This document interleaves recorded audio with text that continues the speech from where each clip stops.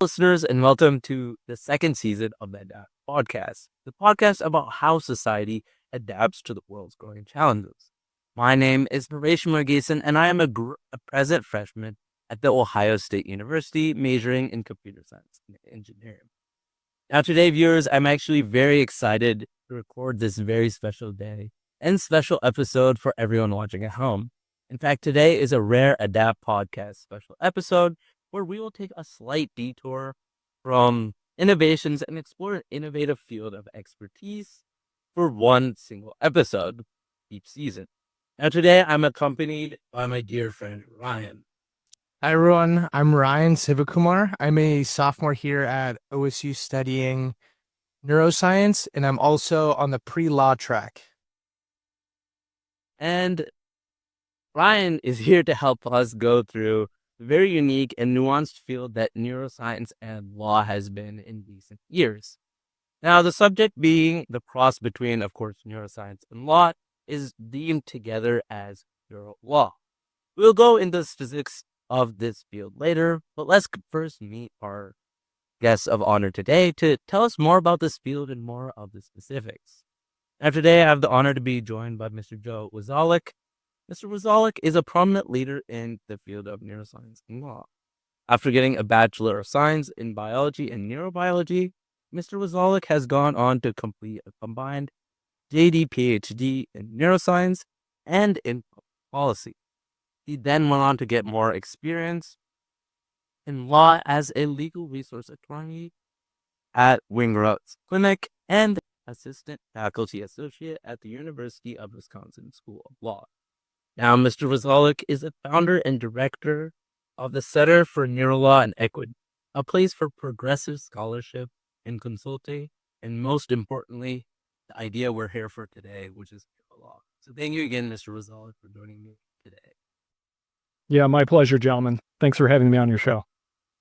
Yeah, and to begin with, one of the most common questions I like asking a lot of our guests throughout, both season 2 and season 1 is, firstly, what are the steps to get you to the place you are at today? And essentially, what is your story to bring you to Neuro-Law? Yeah, absolutely. I'm happy to talk a little bit about my professional background. Like you said, I came out of a background in biology and neurosciences. When I was an undergrad, I studied biology and neurosciences, pretty molecular kind of bench level work. But in between undergrad and my graduate training, I did some kind of program building and some social work with kids in the community. And that really got me interested in the intersection between neuroscience and society as a whole, kind of applied neuroscience. And then I just kind of happened to stumble upon this dual degree JD PhD program in neuroscience and public policy. And the rest is kind of history. If you could tell us, what really brought your interest to neuroscience and, the intersection, just from personal viewpoint? Yeah, I'm definitely happy to talk about that too. So I've always kind of just been personally interested in neuroscience, particularly more kind of cognitive and behavioral neurosciences. Just found that a really fascinating aspect of scientific study, in part because it explores how humans are and how we interact with each other and with the world.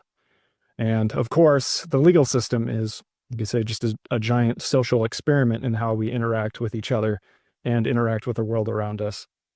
So I think the development of kind of this Neuro-Law field, which integrates neuroscientific studies and kind of legal questions or legal concerns, is kind of a natural place for this field of neuroscience to land as it applies to society and as it applies to more social questions around law and philosophy and things like that. Mm-hmm. Yeah. I actually had a remarkably similar process into getting interested into Neuro-Law. So yeah, I totally get what you're saying. Yeah. So going back to Neuro-Law as a total idea, you put the idea of Neuro-Law into simple terms and really kind of give us your full but simplified conclusion of neuroscience and law so far. Yeah, I'll give you the elevator pitch for Neuro-Law. Yeah, I mean, really, Neuro-Law is just the study of the intersection of neuroscience and the law, or the study of topics that kind of touch upon both neuroscience and law. To be honest, I think Neuro-Law is more of a umbrella term for kind of a subject matter or like a field of studies than a dedicated field itself. Because Neuro-Law covers a lot of what I would call more conventional fields like bioethics or biotechnology, or in my case, just kind of hard neuroscience, regular neuroscience, if you want to call it that. So it might help the listeners or anybody interested in Neuro-Law to think of Neuro-Law not as like a specific track or a specific program, but really more this umbrella designation of kind of all concepts or questions that could fall in the intersection of neuroscience and the law. Got it. That makes, I think, a lot of sense. And hopefully we can get more people, focusing on, professionally as Neuro-Law and really going down for what now is a decently niche path for most students. So we hope that grows in the future. Yeah, Okay. absolutely. I think we'll go ahead. Okay. Could you explain essentially what happens at the Center for Equity, just for the viewers at home? Yeah, well, I created the Center for Neuro-Law Equity, which is kind of my just personal project for neuro-law research and advocacy and client work, really just to kind of house all the individual or disparate pieces I've been working on throughout my professional career. So even starting as a graduate student, I've been working with some clients and some interested people who'd had concerns in the law that kind of arose from neuroscientific issues, so injuries or things like that. And that's one of the areas of work I've incorporated kind of more formally into the Center for Neuro-Law and Equity. So helping clients or individuals navigate steps of the legal process where it might touch upon issues related to, injuries they've acquired, or, conditions that they're living with, trying to incorporate some of the things I know about neuroscience and behavior into kind of legal advocacy or legal representation. The next major component I work on is more advocacy based. Increasingly, I and some of my colleagues have been working on issues related to like youth justice, so justice for kids, particularly kids who might have neurodisabilities, brain injuries, kind of neurocognitive developmental disorders, like autism spectrum disorder, things like that. So we've been working on some projects trying to, create outreach and to create materials and resources that legal actors or policymakers might be able to look at in terms of improving the experience that these kids have when they have to interact with the legal system. And kind of third and finally, the other thing I spend my day working on is just research. I am a trained neuroscientist researcher. That's what my PhD is in. And my research, which focuses on the intersection of brain injury and cognition, really explores some of these like social legal phenomenon. And I'm interested in exploring how people kind of mentally interact with things like legal language and legal ideas. So that's kind of what I do over here at the Center for Neuro-Law and Equity. And I've really made a pretty conscious effort since very early in my training to really try to integrate and synthesize neuroscience and the law as best I could. And the sort of advocacy and research I do is the result of that process. Mm-hmm. I was curious about you mentioned about how we interact cognitively and behaviorally with the words of the law. Could you maybe go into a bit more detail about that? Yeah, absolutely. I'm happy to talk more about that. So, as you guys might know, one of the kind of most notorious characteristics of the law is its language. Legalese is kind of very stereotypically archaic and abstract and difficult to understand. And that's kind of always been the way that it is. But starting over the past few decades or so, researchers, including cognitive researchers like myself, have been interested in trying to figure out from a scientific perspective what that legal language means to the people who have to understand it. So I did a series of experiments starting when I was a graduate student, just trying to understand how people with brain injuries interact with legal language and how they kind of reason through scenarios or fact patterns, if you want to call it that, that are based on legal language. So I don't want to get too much into the results of that just Right. for the nature of this podcast, but kind of exploring the cognitive mechanisms, things like memory, processing speed that might be associated with those tasks of legal language comprehension, and that we might be able to use to predict performance outcomes on tasks of legal language. So basically just trying to get a clearer understanding of what happens in your head when you have to, sit in a courtroom and listen to a judge give you a bunch of legal language, for example, and then maybe try to use that to make the language easier to understand or reduce some of the cognitive hurdles that people have to jump over when they go through a legal process. Mm-hmm. Sorry, I'd want to interject on one of the few words you said earlier. Specifically the processing speed and memory really brought an interesting, I think, point of view to what you were talking about earlier. Because a lot of the previous episodes on that podcast, and for my own field in computer science engineering, I think it shows truly the complexity of the human brain. And I think that's something that neuroscience Mm-hmm. really dives very deep into. That I think maybe the viewers at home or the common, average other, students here at OSU don't truly realize the complexity of the human brain. So just a little interjection of, appreciation for how complex the brain is and the study of neuroscience. Yeah, that's a really good point. I mean, people have been debating like the nature of the human mind and the human brain for a really long time. But at the end of the day, it's a giant organic electrical conductor, right? Like it literally works by sending electrical signals through itself. So in that regard, it very much functions as information processing machines. You want to call it a computer, you can call it whatever you want. And again, people have been debating this for a long time, but we are, as humans, kind of stuck with what evolution gave us, and that just happens to be our organic, electrical transmitting organ that is the brain. Yeah, it makes me, I think, appreciate, people like Ryan, yourself, for studying such a complex field as, someone who just personally can do that. Moving to Ryan now. Yeah. Since you're well versed in both neuroscience and law in your JD, PhD, education and all that, which side of the coin, I guess, do you think helped you better in this Neuro-Law journey? Because at least with my experience, each topic I have to look at it with a different intensity between neuroscience or law. That balance really changes from topic to topic.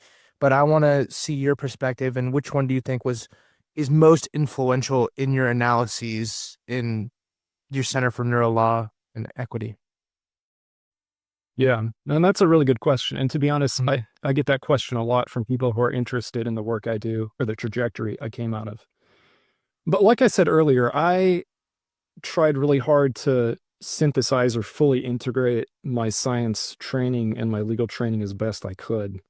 Mm-hmm. So even though I came out of this dual degree program, it's hard for me to answer the question which half was more important because I kind of experienced them simultaneously and I tried to integrate them as best I could.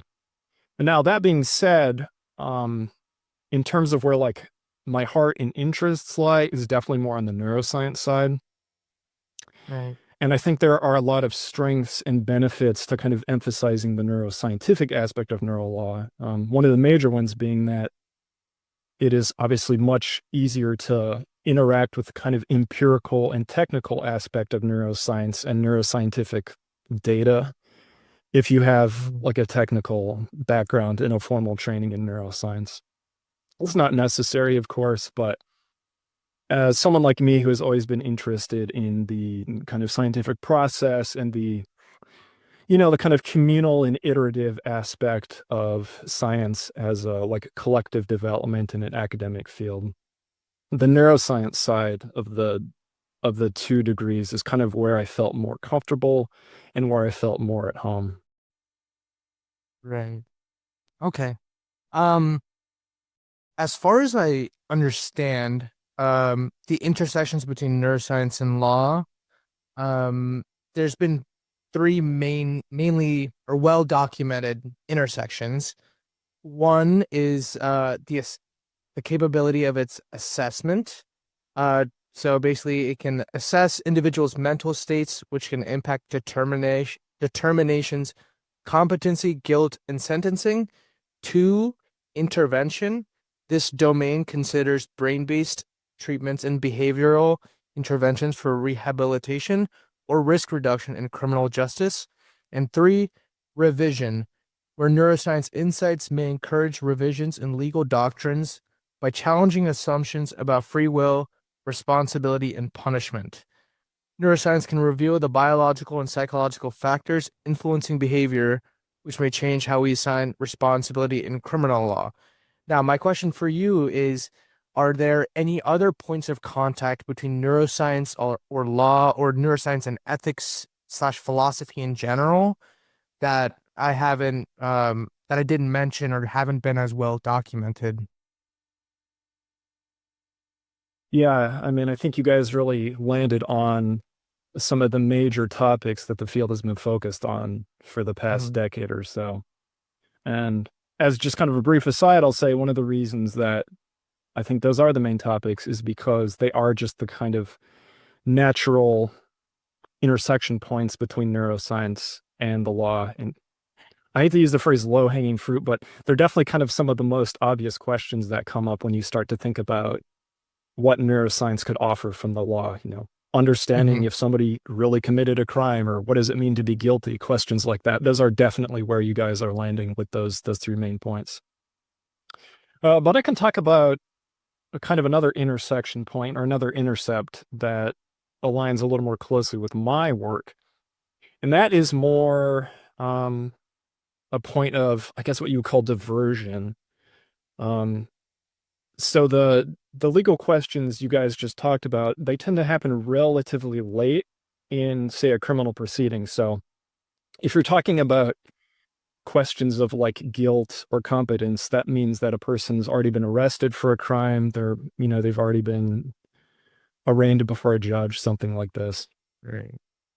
But increasingly, people in like the public policy field or in advocacy fields for persons with neurodisabilities or limitations are trying to focus on earlier stages of the legal proceedings. So trying to keep people out of the system in the first place, that's where this term like diversion comes in. So instead of putting people into the criminal legal system, maybe putting them into, for example, a specialized juvenile court that is better able to accommodate kids, is better able to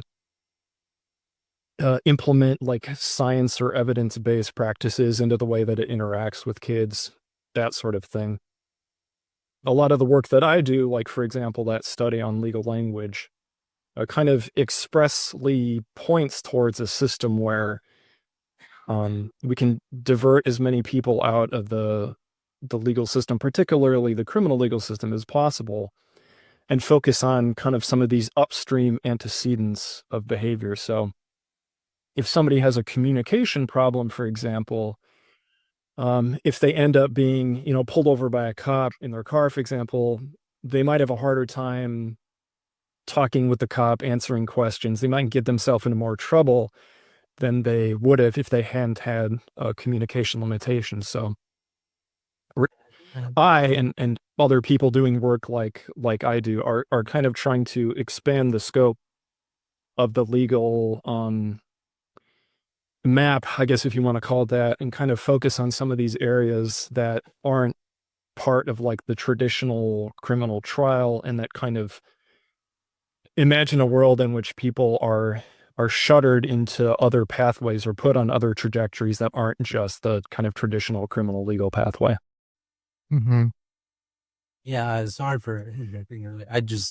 It brought me to the idea of kind of cultural differences and how so many different demographics really, affect how neuroscience and law works. So yeah.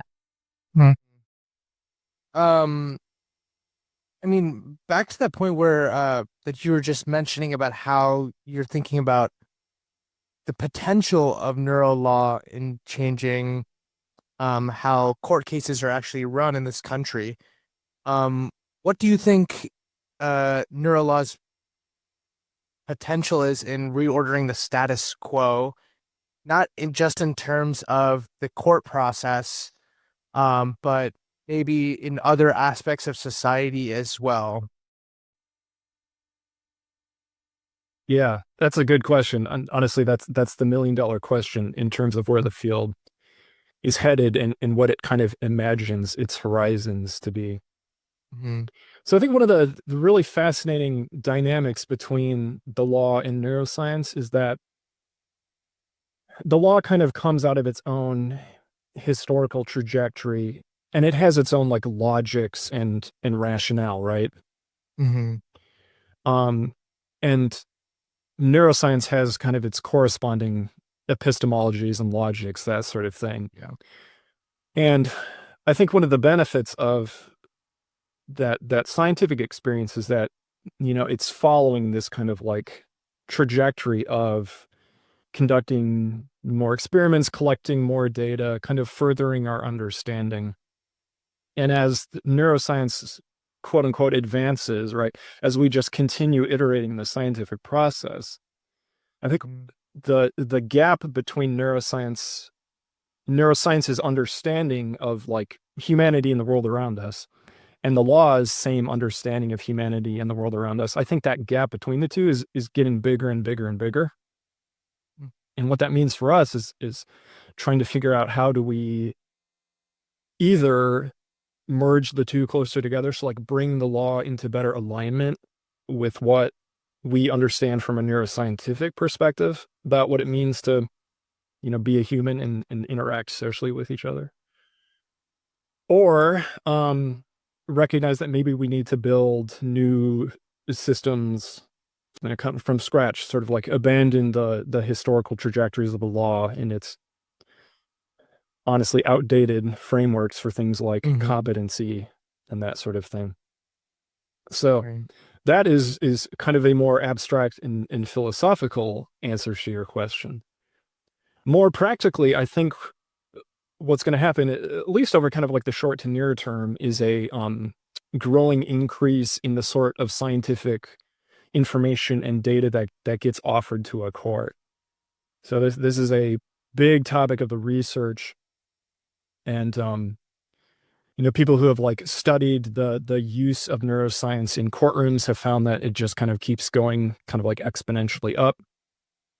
And so I think, regardless of what the law wants to do in terms of how it approaches neuroscience and its own kind of like logics and arrangements, more and more judges are going to see more and more neuroscience evidence in front of them in a court, and they're going to have to figure out what that means to how they run a trial or how they interact with parties and things like that. And particularly from somebody who works with people who have brain injury, there's a lot of potential in the law to introduce evidence to explain how brain injury might affect the way that a person, acts towards other people or communicates or is able to navigate aspects of life like, employment or schooling. Those are all really relevant topics to most kind of legal disputes or legal interactions. And I think neuroscience has a lot to offer a more kind of conventional legal framing to how those disputes or questions get solved. Mm-hmm. I guess with the recent news and just the constant development of technology in the past decade or so, with the boom of AI, the news about Neuralink and VR, all that. Of augmented supports. Exactly. And it got me thinking, since Harish is a computer science engineering, I think it would be and I'm neuroscience, it'd be worthwhile to ask how do you predict the law will react if slash when brain computer interfaces like Neuralink or uh things similar to that become widely accessible? Yeah, that's another really good question. I'll add a caveat right to start that this is not my area of expertise, obviously, but I do know that the field of Neuro-Law and like neuroethics and bioethics have been really interested in BCI's brain-computer interfaces for Mhm. ever since I've been in the field. And I know that there are a couple questions that are kind of still unresolved or that are still driving a lot of the at least the academic interest. And those basically boil down to who gets this technology and what can they do with it. So there's a distinction between tools of like what are called neuromonitoring. So machines that could kind of read or analyze your brain. So think like brain scans or things like that. And then there are tools of, I think they're called neuromodulation. So tools that could actually affect the way that your brain works. So if you guys are familiar with like deep brain stimulation, the implants can put in your brain to drive stimulation, that sort of thing. Yeah, exactly, exactly. Mhm. So I know the field makes a distinction between those two types of technology. And I think they raise different levels of kind of like ethical and legal concern based on what they do. And then another question, and this is kind of more from a policy side, is like I said, who gets these technologies and what do they get used for? It's one thing if they're made freely available to everybody who might have an injury or um, had been born with some sort of condition that affected their neurological function, that sort of thing. But if they're used, recreationally by only the very wealthy people to improve their whatever job performance or that sort of thing, that could create Mhm. social implications that are beyond the scope of like therapeutic or a rehabilitative use. So I know these are the sorts of questions and debates that kind of branch within neuro-law and neuroethics has been looking at. And I think it's a really interesting question. And if I could solve it, I would definitely be a wealthier man than I am right now. I can tell you that. I mean, it's the idea of the brain computer interfaces and stuff has almost been in a way a sort of fantasized sort of idea that we've grown up being around with so many different movies, music, etc., books, going over human affected or technology affected human minds, which it's odd to see that companies like Neuralink No. and more of that actually affecting our brain. So I would also like to extend a very tiny little question just out of my curiosity. Um, Not dealing especially with neuroscience, but going towards the law, we have seen a lot of robots, androids, and artificial intelligence all kind of merging together to create a lot of different products. So, what would be the kind of, if just you could give us in a small tidbit, kind of the legal matters dealing with these types of issues? Legal matters at the intersection of like AI and neuroscience and a law. Yeah, pretty much, and just androids, and lots of different. Oh yeah. Oh boy.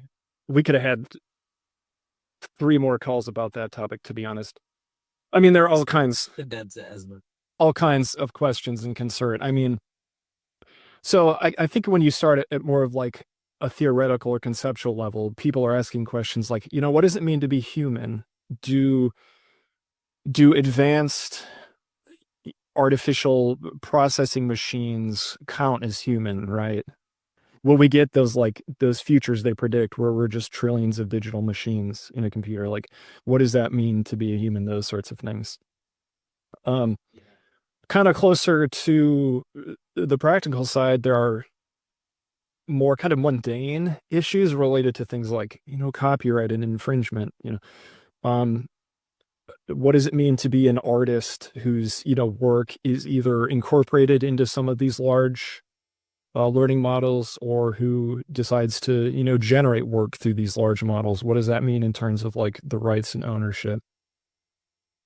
I think one question that interests me more than some of those is, what are kind of like the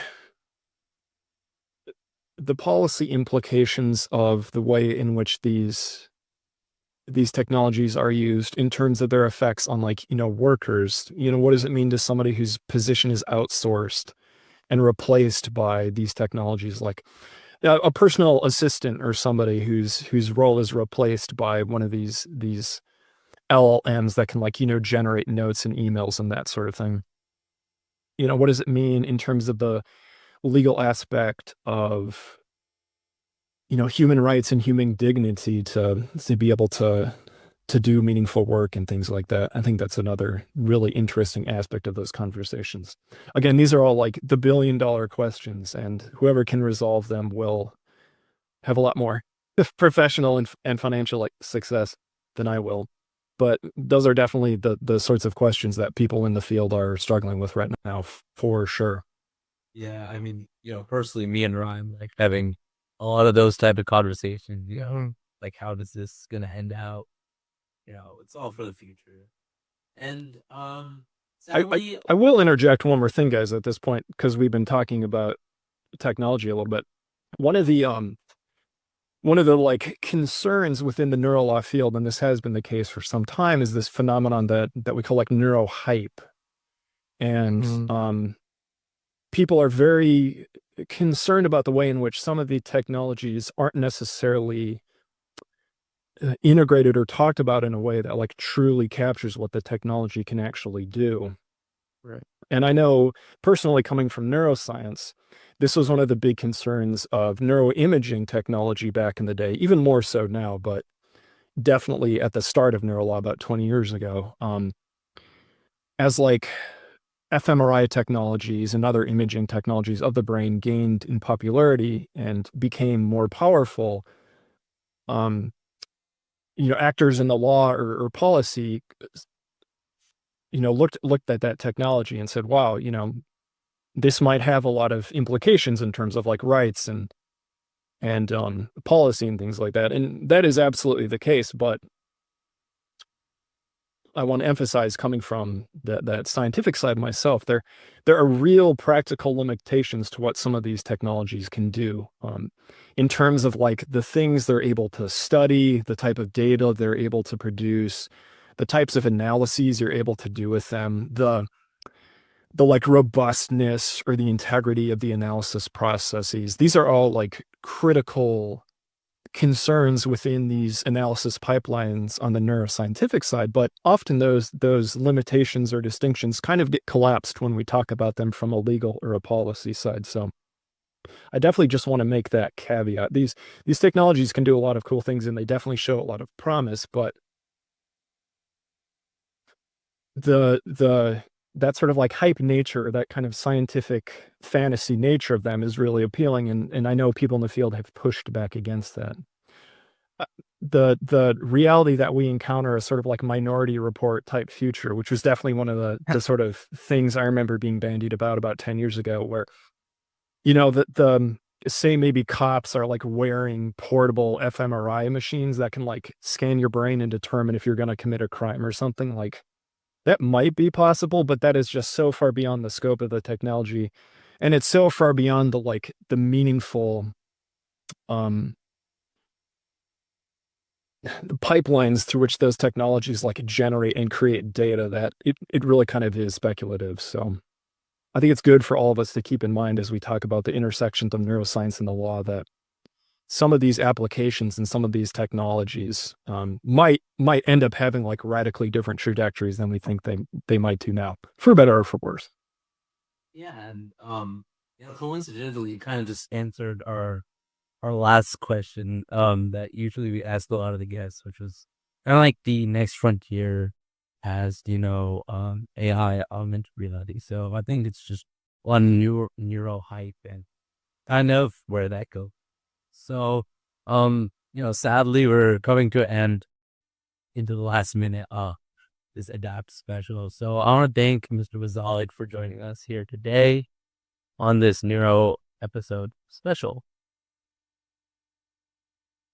Yeah, my pleasure. Like I said, gentlemen, happy to have appeared on your show. I'm really glad that both of you are interested in the intersection of neuroscience and the law or technology. And if there's anything else I can do to help, just feel free to reach out. Mr. Wazalik for being on the show today. And final thank you to my best friend Ryan for coming on the show today and helping co-host this first Adapt Season 2 special. So I hope you guys all enjoy it and put your comments down below. And if you want Ryan to return, thank you again, Ryan, for coming on the show. Of course. Like, share, and subscribe. Post on your stories. Like the reels. Do it, all that. I'm doing too much. Sign off. Sign off. Yeah. Enjoy this Adapt Season 2 special.